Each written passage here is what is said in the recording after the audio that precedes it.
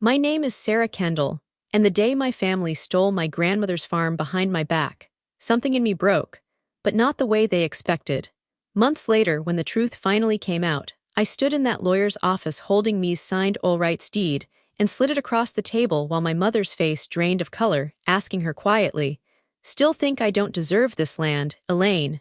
Before I start from the beginning, tell me where you're watching from in the comments."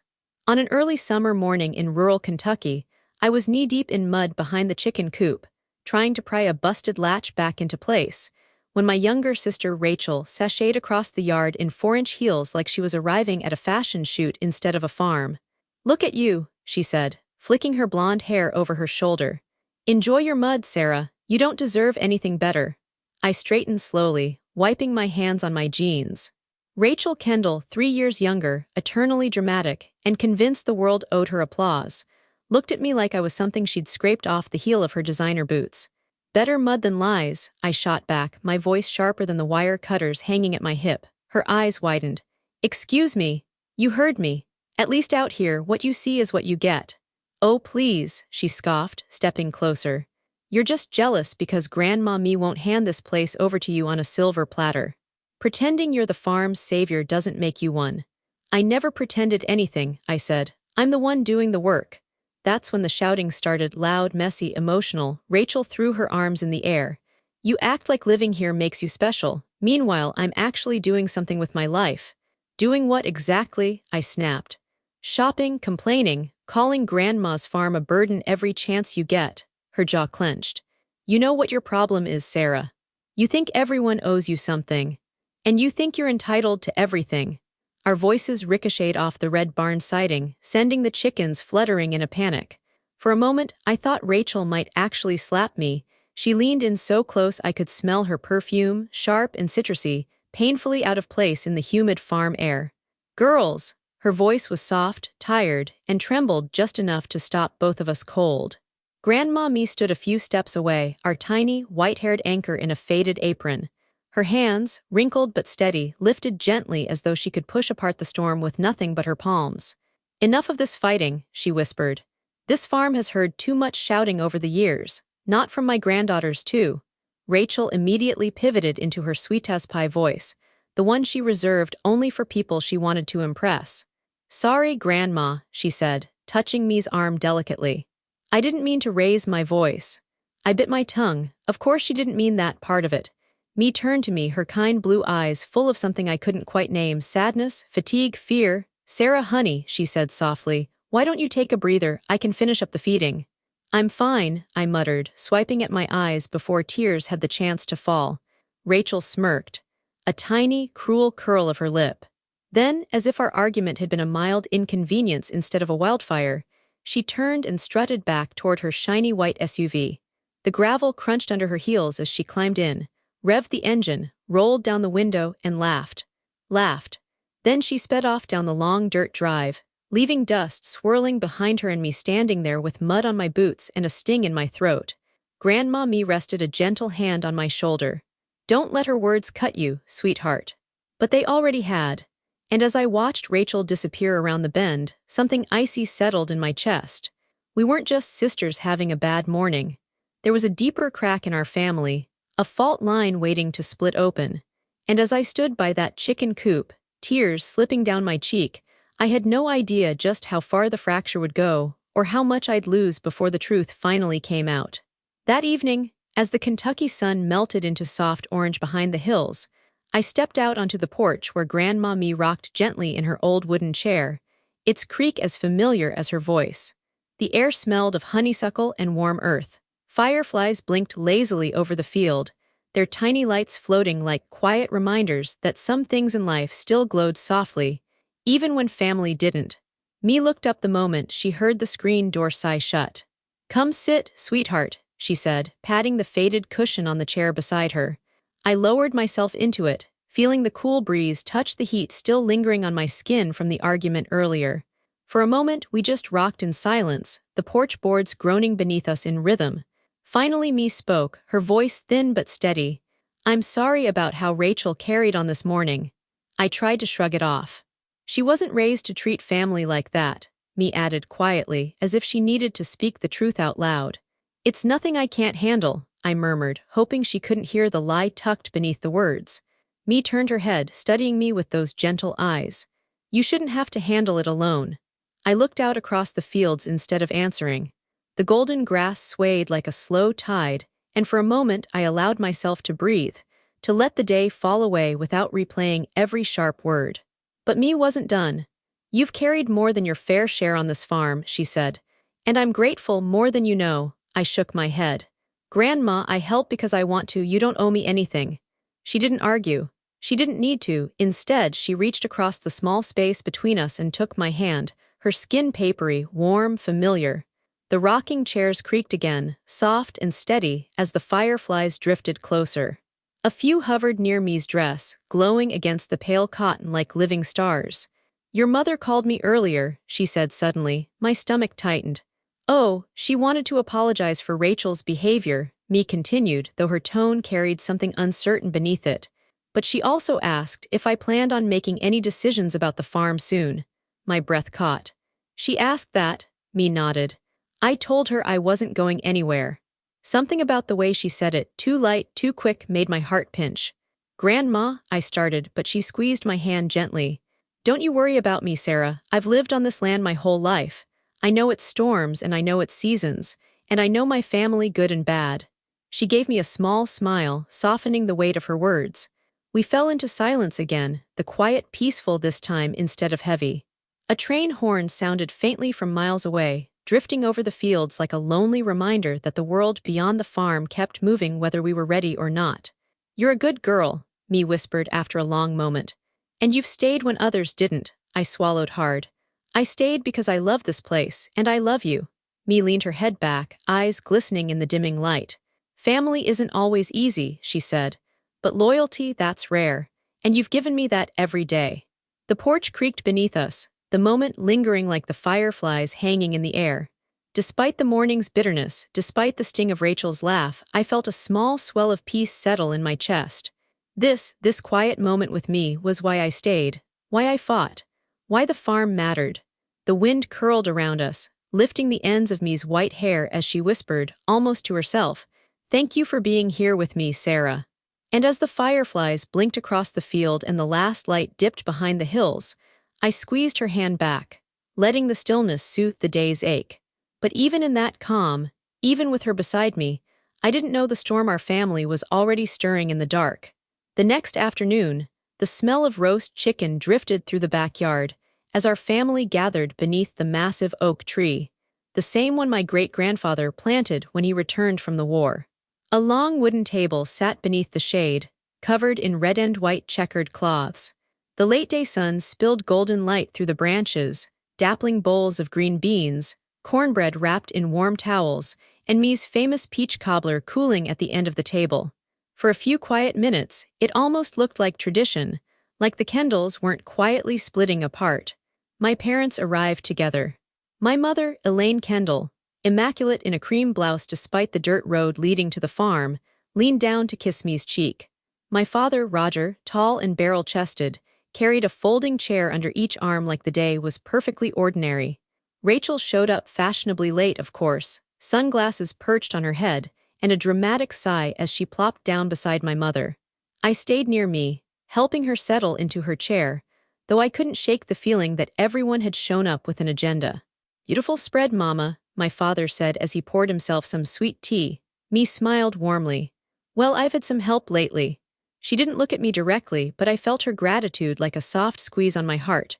We passed bowls and plates, the sound of silverware and chatter filling the warm air. It felt normal for a moment until my father cleared his throat. "So me," he said casually, "have you thought any more about retiring?" The word sliced through the peaceful hum like a dull knife. Me blinked. "Retiring from what, Roger?" "The farm," he said lightly, as if the topic were harmless. "You've worked this land a long time. Maybe it's time to think about selling it. Get yourself a nice place in town, somewhere easier." I set down my biscuit slowly, pulse tightening behind my ribs. My mother reached under the table and discreetly squeezed his hand. Rachel lifted her glass and took a delicate sip, pretending disinterest, but her eyes flicked toward me in the way she did when she thought she'd already won something. Me gave a soft laugh. This land is my home. Why would I leave it now? My mother jumped in, her voice honey soft. Mama, no one's saying you have to rush anything, but you're getting older. Living out here alone isn't safe. A condo in town would be so much more comfortable. I'm not alone, Me replied gently. Sarah's here. Every head turned toward me. Rachel raised a perfectly plucked brow.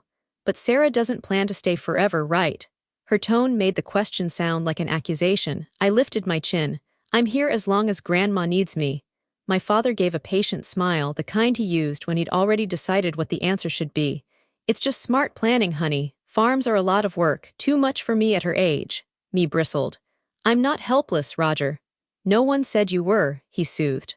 But the land has value, a lot of value. You could live comfortably for the rest of your life. There it was, the shift, the mask slipping, not concern, not care, interest. Rachel reached for another biscuit, trying too hard to appear bored. Dad's right, you could travel, relax, actually enjoy yourself for once. And what happens to the farm? I asked quietly. My mother glanced at my father. He glanced at Rachel. No one answered. The breeze lifted the checkered cloth, the plates clinking softly as if the table itself sensed the tension tightening around us. I looked at each of them, my parents with their polite, rehearsed smiles, Rachel with her smug confidence, and something inside me twisted tight.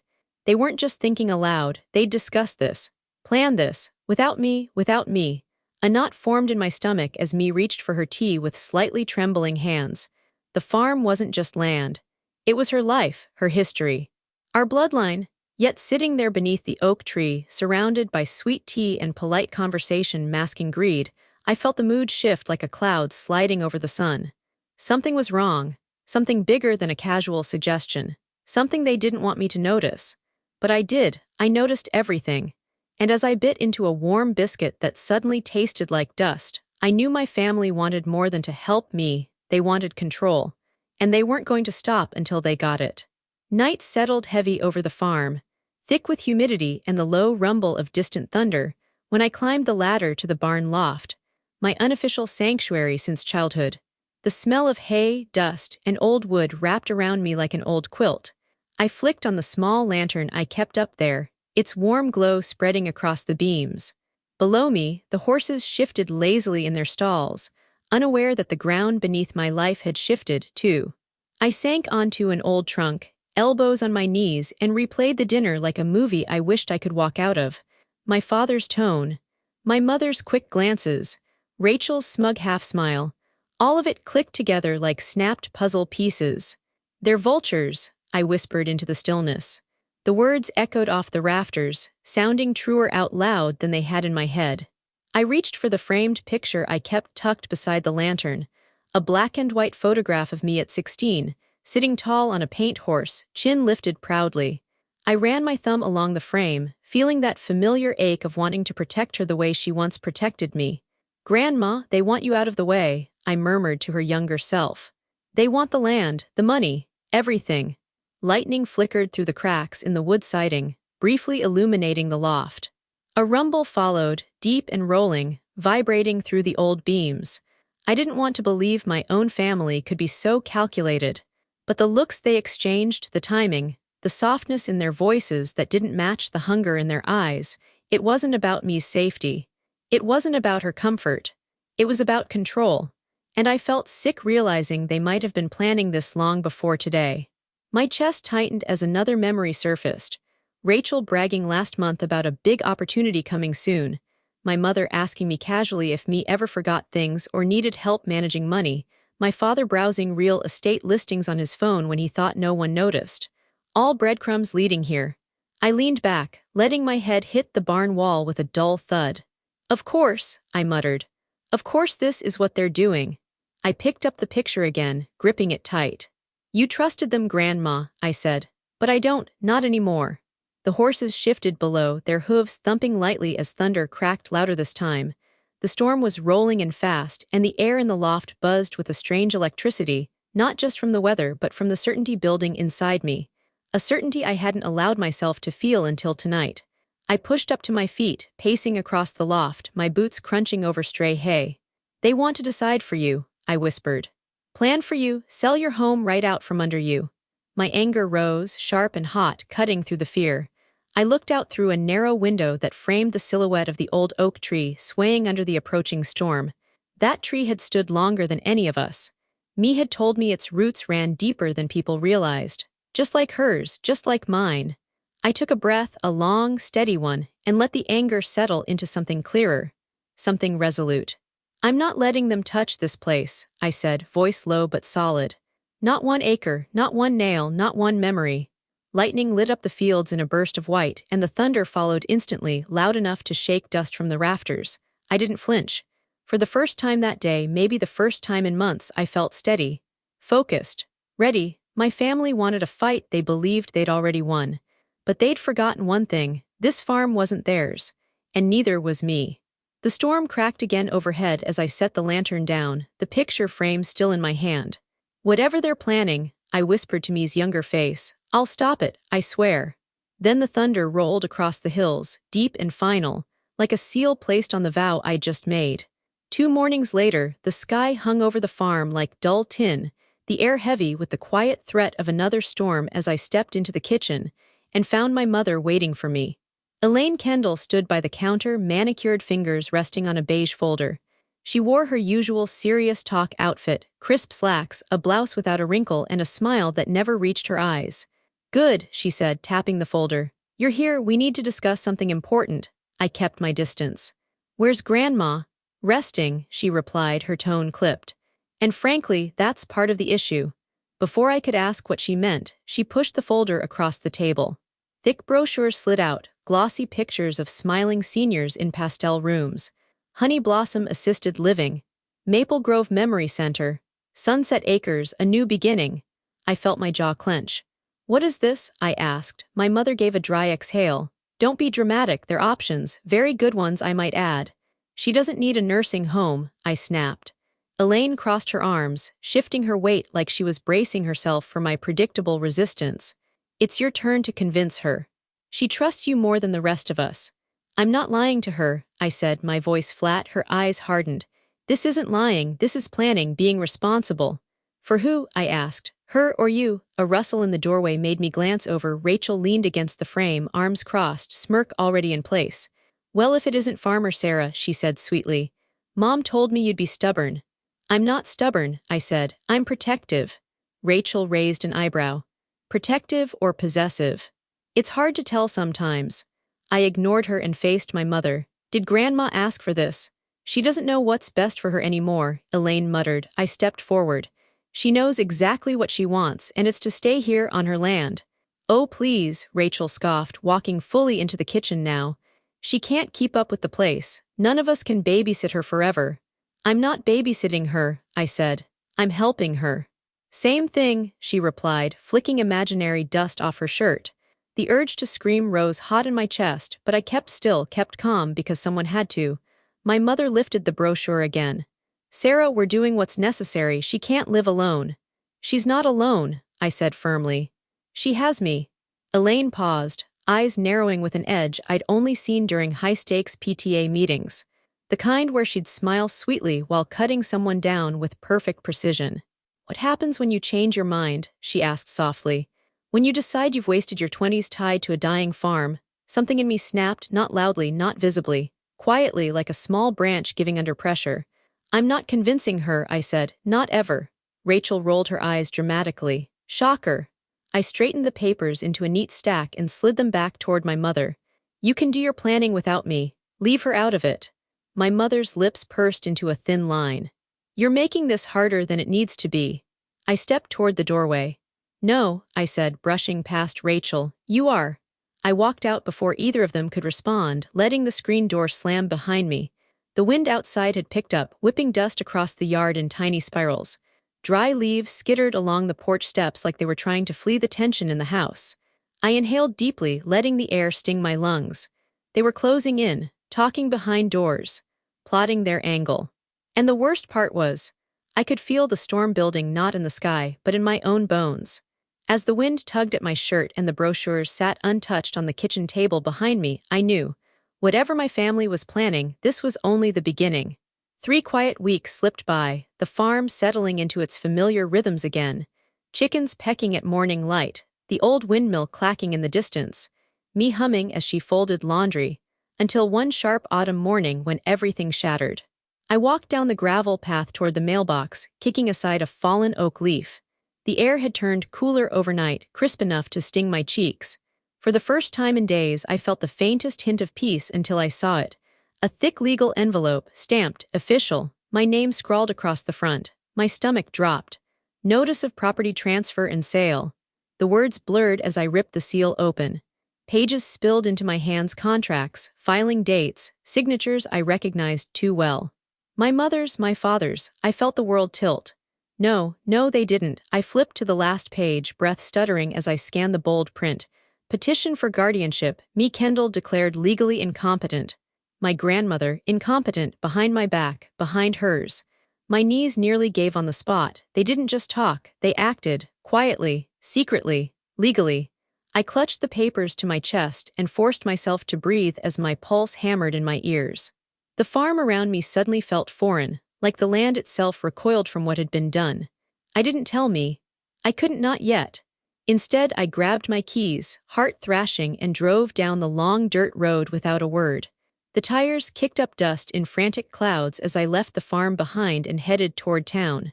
By the time I reached the lawyer's office, a brick building with peeling green paint, my hands were trembling so hard I nearly dropped the doorknob.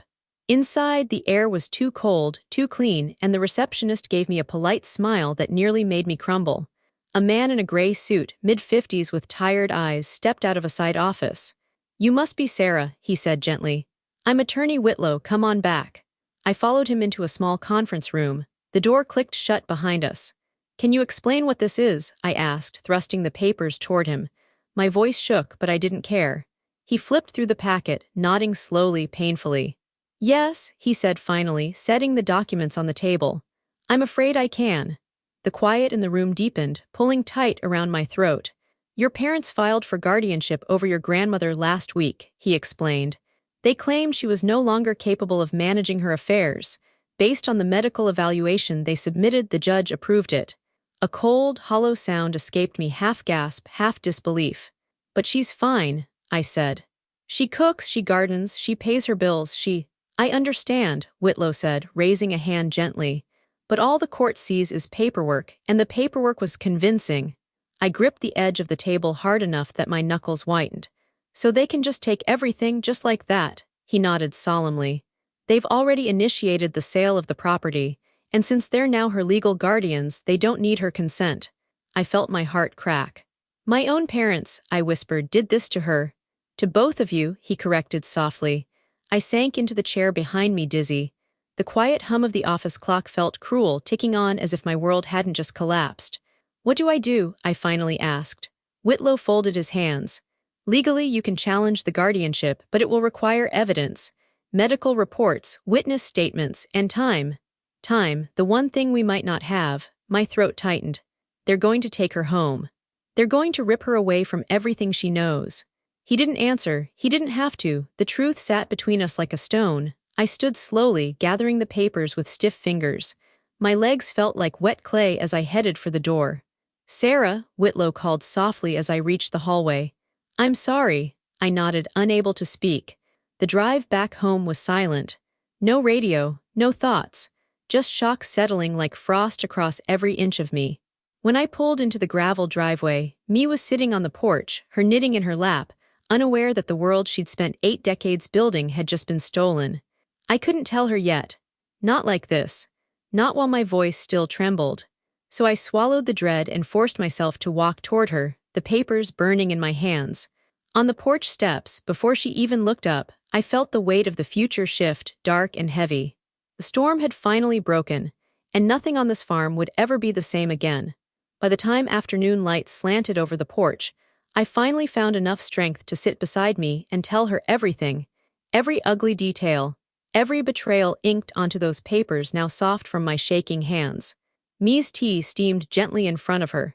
She didn't pick it up at first, just folded her fingers around the cup like she was bracing herself against a cold wind that hadn't even touched her yet. "Grandma," my voice cracked. I swallowed and tried again. "They filed guardianship without telling you or me." Her knitting needles stopped moving. I slid the notice across the small table between us. My hand trembled so badly I had to steady the papers. She didn't look down right away. Instead, she watched me, really watched me with eyes that had softened every bruised knee and broken heart I'd ever had. "What does it mean?" she asked, her voice thin as early frost. My throat tightened.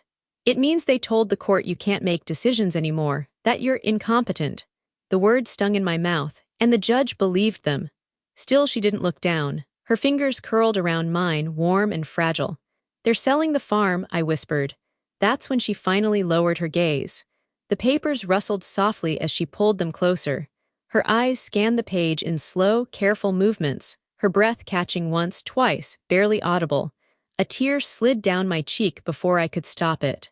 "I'm so sorry, Grandma. I didn't know, I didn't see it coming." Me didn't cry, she didn't gasp, she didn't rage. She just set the papers aside and reached for her tea, lifting the cup with a steadiness that stunned me. "If they want to move me," she said at last, "they'll do it." I stared at her. "What, Grandma? No, we can fight this. I will fight this." She took a small sip, her hands trembling only slightly. "Sarah, people do what they want when greed gets a hold of them. I've seen enough years pass to know that." My voice strained. "But this is your home, your life, you built everything here." Me nodded. "And they want what it's worth, sweetheart, not what it means." Her calmness cut deeper than if she'd screamed. I clenched my fists against my knees. "I won't let them take you away, or this farm, I promise you that." Her eyes lifted to mine, soft as worn denim. "You, Sarah, you fight." The words echoed in my chest, a fragile strength weaving through my grief. I swallowed hard. "I will, Grandma. I promise I'll fix this, no matter what." The porch around us felt smaller then, like the walls of the world were drawing in. Even the crickets seemed quieter, as if listening. Me leaned back in her rocking chair, still holding my hand. "Whatever happens, you remember this place is more than wood and soil. It's memory, it's legacy, it's us." A breeze drifted past, cool and thin, and for a moment the fireflies from the yard blinked toward the porch, tiny lanterns dancing in the growing dusk. I rested my head gently against her shoulder, letting my tears fall silently. She didn't wipe them away, didn't hush me. She simply rocked with me in the fading light, her breath steady, her presence a quiet anchor in a world suddenly tilting under our feet. And even though she told me to fight, I could feel how tired she was. How worn. How ready to surrender, not out of weakness, but out of heartbreak. I tightened my hand around hers, grounding myself in that fragile warmth. In that shrinking, shadowed space, grief and determination braided themselves so tightly inside me I couldn't tell where one ended and the other began. Part 8, Medium Tension, Second Turn. The next morning cracked open gray and cold, a thin mist hanging low over the fields as I pulled into the nursing home parking lot, my heart pounding so hard it felt like it might bruise my ribs from the inside. I gripped the steering wheel for a moment, knuckles white. They had moved her overnight. Without telling me, without telling her. The thought made my stomach twist, but all I cared about now was getting to her, seeing her, making sure she was okay. I hurried through the entrance, the automatic doors sighing open like a reluctant apology. The smell hit me first, bleach, old linens, something metallic beneath it. A nurse at the front desk looked up, giving me a tight smile. "Hi," I said, breathless. "I'm here to see me Kendall. She should have been admitted sometime last night." The nurse's smile faltered. She glanced at her screen, her hand stilled on the mouse. I felt the change in the air before she even spoke. "Oh," she whispered. "You're Sarah." My pulse tripped. "Yes, I'm her granddaughter. I need to see her." The nurse stood slowly, coming around the desk like she was approaching someone in shock. "Honey, let's step outside for a moment." "What? Why?" My voice rose, thin and shaking. "Where's my grandmother?" She guided me toward the double doors leading to a small courtyard. My skin prickled. Something was wrong, terribly wrong. We stepped into the cold air, and she turned to me with soft, careful eyes. "She passed in the night," the nurse said gently. Peacefully, the world went silent. For a moment I couldn't breathe, couldn't hear, couldn't move. The mist around us blurred into pale streaks as my vision wavered. "No," I whispered. "No, she was fine. She was fine yesterday." The nurse reached for my arm. "I'm so sorry." I pulled away, staggering back. A low, raw sound tore from my throat, something I didn't recognize as my own voice. "They took her from her home," I whispered. "They moved her here against her will. She must have been scared." "She must have." "I promise," the nurse said softly. "She wasn't alone. She fell asleep and she didn't wake up." But that didn't soothe the fire rising in my chest. It didn't soothe the truth clawing at my insides. They stole her home, they stole her peace. And now she was gone. My hands shook as I fumbled for my phone. My mother's number glowed on the screen like a live wire. I pressed call before I could think, before I could stop myself. She answered on the first ring. "Sarah, honey, she's dead." I didn't recognize my voice. It sounded like someone standing on the edge of breaking. "Grandma is dead because of you." A long silence. Then my mother exhaled sharply. "Well," she said, tone flat as a cutting board, "it doesn't matter now, the property is almost ours." My heart stopped. "What did you just say?" "Oh, sweetie," she sighed as if I were being dramatic, "there's no point fighting anymore. The sale is practically finalized. We can talk about arrangements later, but right now," I hung up. Not because I wanted to end the conversation, but because if I'd heard one more word, I would have screamed until the building collapsed. The phone slipped from my fingers and hit the concrete with a dull clatter. My knees buckled, but I caught myself on the bench beside me, air sawing in and out of my lungs. The mist, the cold, the gray, it all blurred together as the truth hit me like a hammer. My family didn't care she was gone. They cared that the land was almost theirs. Grief surged up hot, so hot it burned through the fog and replaced it with something sharper, fiercer, darker. Rage, not the kind that made you yell, the kind that made you act. A storm roared through me louder than the thunder that had rolled across the farm the night I made my vow. "I won't let you take her home," I whispered, voice trembling but cert. "Not now, not ever." For the first time since this all began, I stopped feeling outnumbered. Now I felt unstoppable. Part 9, Low Tension. The sky was a dull sheet of gray the morning of the funeral, the kind that felt heavy enough to press the breath out of you, as I stood alone beneath the weeping willow at the edge of Hilltop Cemetery. The branches swayed like long green curtains, shielding me from the clusters of mourners gathered a few yards away. People had come, neighbors, old church friends, distant relatives, but I didn't see any of them. My eyes stayed fixed on the simple pine casket resting beside the open earth. My grandmother, my anchor, gone. Behind me, the soft crunch of footsteps drew my attention. My mother, Elaine, walked slowly between the rows of graves, dressed head to toe in black, her makeup perfectly done for the occasion. Roger trailed beside her, offering her his arm. Rachel walked a step behind them, dabbing at her eyes with a handkerchief that looked far too theatrical to be sincere. I didn't move toward them. Didn't speak, didn't acknowledge the show they were putting on. The pastor began the service, voice trembling slightly in the breeze. Scripture, memories, gentle phrases about a life well lived. It all blurred together, a soft hum I barely heard. My parents stood shoulder to shoulder, a picture of grieving family. Rachel sniffled dramatically, clutching her purse like she was auditioning for a tragedy. I kept my gaze on the casket, my hands locked together so tightly the knuckles blanched. When it was over, when the last handful of dirt thudded softly against the wood, I whispered under my breath, "I'll fix this, Grandma, I promise."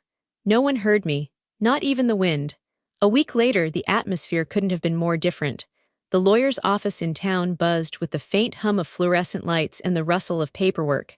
The conference table was long, polished, intimidating. My parents sat across from me, their expressions composed but tense. Rachel sat beside them, twirling a pen like she owned the place. I sat alone at the opposite end of the table, because no one else in my family had earned the right to sit beside me. Attorney Whitlow cleared his throat. "We're here today for the reading of the will of Mrs. Me Kendall." My father leaned back, arms crossed casually.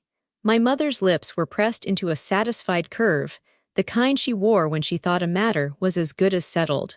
Rachel looked like she was waiting for a check to be handed to her personally. Whitlow unfolded the document. At the time of her passing, Mrs. Kendall's estate includes all property, structures, livestock, and financial accounts under the Barkov Farm Registry. My mother straightened proudly. My father nodded as if this merely confirmed what he already believed. Whitlow continued. "It is Mrs. Kendall's directive that all property and assets, including the full Barkov Farm account, totaling $10 million, be transferred solely to her granddaughter, Ms. Sarah Kendall." Silence hit the room like a hammer. Elaine gasped, one hand flying to her chest. Rachel dropped her purse, the clatter echoing against the hardwood floor. Roger sat forward sharply, face flushing. "What money?" he barked. Whitlow adjusted his glasses calmly. "Mrs. Kendall's oil rights matured into a lucrative reserve. She chose to keep this information private and placed all assets in Ms. Kendall's name several months ago. The room froze. I sat completely still, the weight of the revelation settling into my bones. My grandmother had known, she'd known everything. And she'd protected me in the only way she could, by securing the land before they could touch it. My mother's composure cracked. There must be some mistake. Me would never cut out her own children. Rachel slammed her palm on the table. This is insane, she didn't even like being on the farm anymore. I didn't say a word, didn't blink, didn't look away from the people who had stolen my grandmother's final days and tried to steal her legacy too. Whitlow held up the signed papers. Mrs. Kendall's wishes are notarized, witnessed, and legally binding. The room vibrated with disbelief, fury, and something much quieter beneath it, fear. My mother finally glared at me, her voice a hiss. How did you convince her to do this? I met her stare, letting every ounce of my grief, betrayal, and newfound resolve sharpen my words. I didn't convince her, I said quietly. She saw what you were doing, long before I did. No one spoke after that, not my mother, not my father, not Rachel, who looked like she'd swallowed a lemon whole. Whitlow stood. Unless there are questions, this concludes the reading. There were questions they'd scream later, questions they'd hurl at me like stones, but none they could safely ask in front of a man with legal authority. So I stood, gathered my grandmother's file, and walked out of the room without looking back. Behind me, the life my family thought they controlled collapsed into stunned silence. That afternoon, the storm clouds finally cracked open above town as I walked back into Whitlow's office, summoned for one final clarification, though I already knew exactly what it would be. The conference room felt tighter this time, charged with leftover rage. My parents sat rigidly, Rachel pacing like a fuse waiting to catch. Whitlow stepped in, adjusting his files. Before we conclude, he said, there is one last matter Mrs. Kendall prepared in advance. My mother exhaled sharply. What now? Whitlow opened a sealed envelope. Documentation of the Barkov Farm oil rights transfer. Mrs. Kendall registered them solely in Sarah's name months ago. A beat of silence, and then the room erupted. That's a lie, Rachel screeched, lunging toward the table. She never would have done that. Whitlow slid the documents out of her reach with practiced calm. Signed, notarized, witnessed, unbreakable. Roger surged to his feet. Oil rights. Me never even mentioned. That was the point, Whitlow cut in gently. My mother's voice broke into a sharp whisper. How dare she go behind our backs? I forced myself to stand still, gripping the chair so tightly my fingers ached. The storm outside rattled the window, thunder punctuating every accusation their faces hurled toward me. Rachel suddenly rounded on me, eyes wild. You manipulated her, you poisoned her against us. I felt heat rise in my chest, but I held the words back. I didn't need to defend myself. Me had already done that for me. She knew, I whispered. She knew exactly what you'd do. For a heartbeat, everything froze. Then Rachel lunged again, going for the documents like she could tear the truth apart with her bare hands. Whitlow blocked her smoothly, sliding the file into a drawer. Miss Kendall, he said sternly, touch those papers again and I will have you removed. Rachel's breath came in ragged bursts. My mother's face drained of color. My father stared at the floor, jaw clenched, unable to meet my eyes. I took a slow, steady breath, because this was the moment I had waited for. The moment everything shifted. The moment I finally stepped out from under their shadow. If you're finished, I said quietly, I'm leaving. And I did. I walked out while their voices tangled behind me, rage, disbelief, desperate denial echoing down the hall. I didn't look back, not once. Outside, the storm hit full force. Rain sweeping across the pavement as if the sky itself understood exactly what had just been washed away. Part 11. High stress, climax. By the time I reached the farm that evening, the storm had broken into a soft drizzle, the kind that left the world smelling like wet earth and endings. I parked by the old barn and stepped out slowly, breathing in the cool air. The field stretched out before me in dark rolling waves, the soil rich and shining beneath the fading gray light. For the first time in weeks, the land didn't feel like it was slipping away from me. It felt like it was waiting. I walked past the barn, boots sinking into the softened ground, until I reached the old oak at the edge of the pasture. Its branches stretched wide and ancient, the bark thick and gnarled. Grandma Me had always said the tree was hollowed with secrets, Kendall roots in every sense, she used to joke. Tonight I wasn't laughing. I knelt at the base of the oak, the mud cool against my jeans, and pressed my hand to the thick bark. "I know you left something," I whispered. "You always knew more than you let on." Lightning flashed faintly, far away now, and the wind rustled through the branches as if urging me on. I dug my fingers into the soft earth, scooping handful after handful until my nails were packed with mud. Then my fingertips hit wood. My breath caught. I brushed away the dirt until the outline of a small, weather-worn box appeared. I lifted it carefully, heart pounding in a slow, heavy rhythm. The lid creaked open. Inside lay a single folded note tied with twine. My throat tightened as I untied it with shaking hands. "Sarah, I knew they'd try. You were always the one meant to protect this place. Now build something better." The words blurred as tears filled my eyes, hot, fast, unstoppable. She knew everything before it even happened. And she trusted me to finish the fight she didn't have the strength to finish herself. The drizzle thickened, raindrops mingling with my tears as I clutched the note to my chest. For the first time since she died, the grief didn't collapse me. It fueled me. A car door slammed somewhere behind me. I froze. Footsteps squelched through the wet grass, heavy, familiar. 2 sets. My father's deep voice murmured something I couldn't make out. My mother's sharper tone followed. They were walking toward the house, and they had no idea I was this far out on the property. But they'd come, just like I knew they would. They couldn't leave anything alone, not even now. I closed the box, tucking it safely under my arm, and wiped the mud from my palms onto my jeans. I stood, breath steadying as the rain streaked down my face. "I'll do it, Grandma," I whispered to the oak, to the land, to the night air that felt so eerily still. "I swear." The wind lifted gently, almost like a nod. I turned toward the house, toward the figures moving in the dim light, toward the storm waiting to break all over again. Only this time I wasn't the one who would be caught unprepared. And as I walked back across the field, soaked and determined, I knew exactly what was coming next. Part 12, Low Tension. Solutions. Spring crept over Kentucky in soft greens and golds by the time the farm finally began to look alive again. Truly alive, not just surviving. And for the first time since me passed, the land felt like it was breathing with me instead of through me. 3 months had passed, though it felt both longer and shorter somehow. Grief has a way of stretching time like taffy. But every morning, when I stepped out onto the porch and looked across the fields, the ache in my chest shifted a little more from wound to purpose. That purpose had a name now. Me's Haven. The sign wasn't up yet, but the work was already happening.